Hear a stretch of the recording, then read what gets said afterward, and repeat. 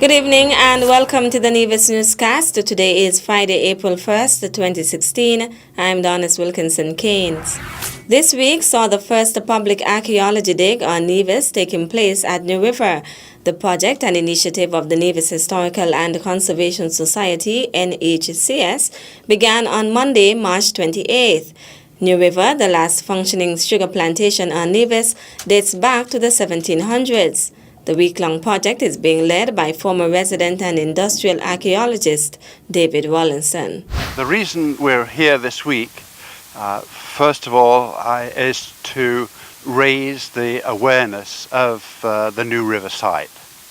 And as you know, over the past few years, work has been done on this site for two reasons. First of all, to help conserve what is here, the buildings that are here and the site, and secondly to increase the amount of interpretation for people. So when people are here, whether they're visitors or they're from Nevis, and you come down to the site, then as it's been cleared, then there's more for people to see. You never know when you start to dig what you're going to find. Sometimes you don't find anything, and other times you find what we've got right now is we've got a structure there that we didn't really know what it was, and I think it's part of the earlier New River factory. So there's a significant discovery in terms of adding to the interest of the site. The Nevis Island Administration and the NHCS will be opening a visitors center at New River to provide information for visitors about the site and sugar production on the island. Many improvements have been made to the site over the past months, including the construction of a new roof over the cane crushing equipment. Wallinson notes that it has enhanced the site in terms of aesthetics and attractiveness. When I saw that the roof was on and there was progress, then I said, now it's time for us to initiate a program like this and see where it will go. Because there'd been that amount of progress, and people are interested in the history of New River, then I thought that if we were to do a public archaeology dig here, then it would raise the awareness of the site. You know, it's a continual process to keep people interested and get people interested. So what we're doing is here two things. First of all, we're clearing, archaeologically speaking, around the buildings, revealing more parts of the estate, right, and the buildings and the sugar making process. Second thing we're doing is once you've done that, then you're contributing to knowledge of the site, and all of that knowledge then can be used to help do interpretation. So right now, if you come down here, there's no signage, and I know that a lot of Nevisians still remember making sugar and that process, but a lot of visitors don't.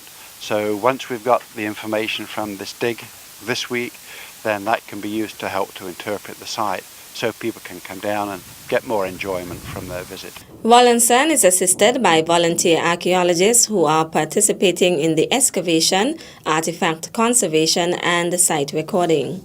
So far we've been looking at trying to find the chronological order of how things were built here. We found a couple of spots that we don't know exactly what was there, and now we've started cleaning the dirt off of them, all the stuff that through the centuries that may have been put there. And we found something, but we're in the process of trying to figure it out. It may be one of the first copper locations for boiling sugarcane, and which would be quite impressive to find, because that means everything else around here was built after this thing was built. And the other thing, we're looking at some of the ruins that try to locate the walls inside of them and clean them up enough so that the people can understand what was there. I feel it helps me understand what's going on here, learn the islands a little better, and helps you understand your history here. The artifacts recovered will become the property of the Nevis Historical and Conservation Society to be used in historic displays at the Visitors Center.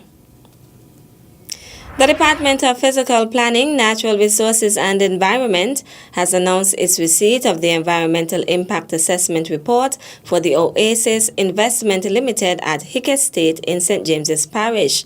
A copy of the report has been placed at the Nevis Public Library for the public's review. The department advises that a box is also available at the library for comments, concerns, questions, and suggestions. Additional information can be obtained by visiting the Department of Physical Planning, Natural Resources and Environment, located upstairs in Nevis Water Department on Main Street, Charlestown, by calling 469-5521 extension 2040 or 2140 or emailing nevplan@yahoo.com.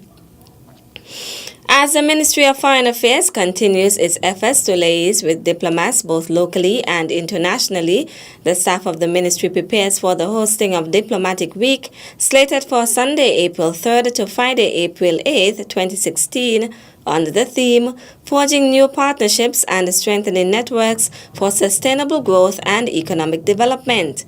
The ministry believes that forming relationships not only with the regional partners, but also with hemispheric and international partners can assist St. Kitts and Nevis in maintaining economic growth and increasing its sustainable growth development. A number of activities are planned for both the islands of St. Kitts and Nevis. They include a church service on April 3rd, a round-the-table engagement with the youth, interface with the media and the federal cabinet, and the Governor General's reception on Monday, April 4th. Tuesday, April 5th will be the opening ceremony with addresses by Prime Minister the Honorable Dr. Timothy Harris, Minister of Foreign Affairs the Honorable Mark Brantley, a symposium, as well as an exhibition of local products at the St. Kitts Marriott Resort. Meantime, Permanent Secretary in the Ministry of Foreign Affairs, Kay Bass, notes that it is imperative for the ministry to establish relationships. She made these remarks while appearing on the government's weekly radio and television program, Working for You, on Wednesday, March 30th. The Permanent Secretary said a Diplomatic Week will offer the opportunity for St. Kitts and Nevis's head of missions, who will be coming from Canada, the United Kingdom, Dubai, the United Nations, and the Embassy of St. Kitts and Nevis in Washington and Cuba, to the capital to liaise with those working in the ministry and also to interact with their counterparts in the region. The week is expected to be an opportunity to discuss and dialogue about common challenges, as well as devise solutions to ensure that the countries work together to solve these challenges, Bass said. Countries which will be represented at this year's Diplomatic Week are Argentina, Australia, Canada, France, Germany, Ghana, India, Indonesia, Israel, Italy, Japan, South Korea, Mexico, Morocco, New Zealand, Nicaragua, Philippines, South Africa, Sweden, Switzerland, Turkey, the United Kingdom, the United States of America, as well as residential ambassadors from Cuba, Brazil, Venezuela, and the Republic of China, Taiwan. Still to come, and later on to get some tilapia fish or whatever kind of fish we can put back into the pond, so that at the end of the day the pond can be vital in terms of for research as well.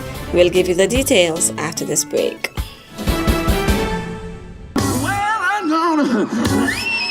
The second Nevis Blues Festival runs April 14th to 16th. Enjoy 3 nights of the best in blues, soul, and rock right on the beach at Owali Bay with international artists from the USA, the UK, Ireland, and the Netherlands. The Nevis Blues Festival is the Caribbean's most exciting new music festival. See you there.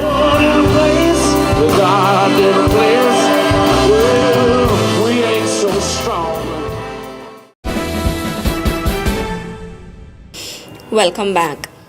The Pond Hill Chickenstone Claygut Beach Road Community Club launched its pond preservation and flood mitigation project on Saturday, March 26th at Pond Hill.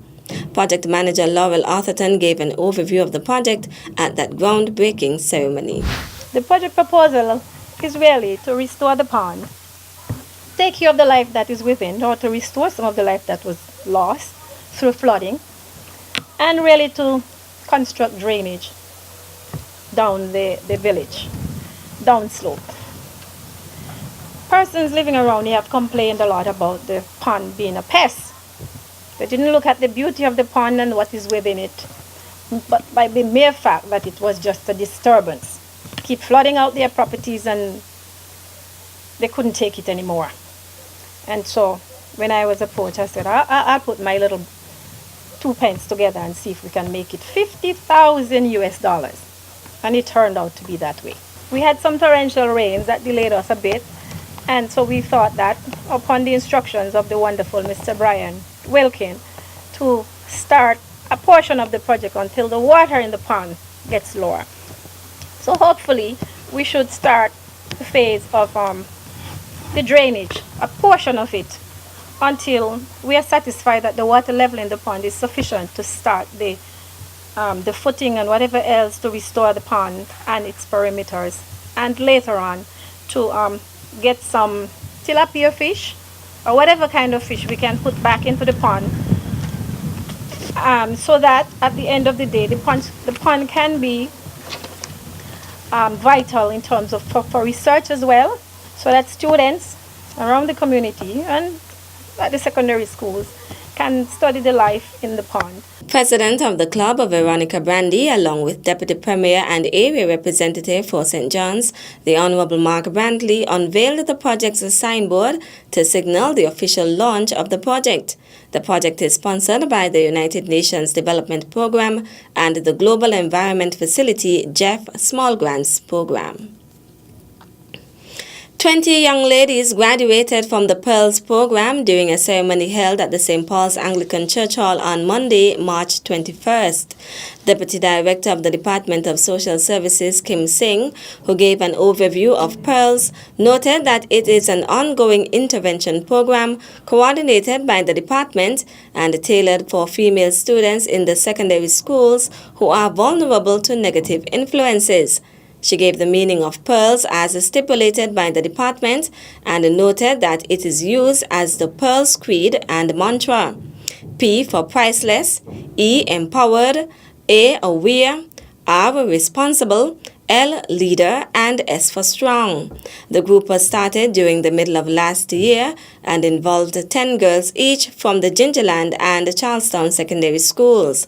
The girls who were selected with the assistance of the school's guidance counselors were involved in weekly sessions on sexuality, teen pregnancy, child care, drug and alcohol use, family relationships, self-confidence and self-worth, gangs, violence, education, and career development.